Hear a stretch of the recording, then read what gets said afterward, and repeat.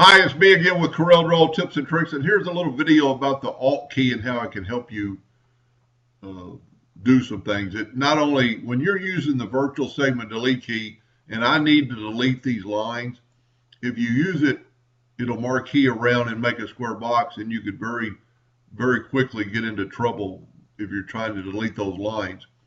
But if you hold down the Alt key, it will let it go in a straight line or even a curved line, and you can very easily draw through these lines. The Alt key normally works so anything it touches, but the virtual segment delete key does that, but you can't get into that because of the box. But if you hold down the Alt key, you'll be able to delete those.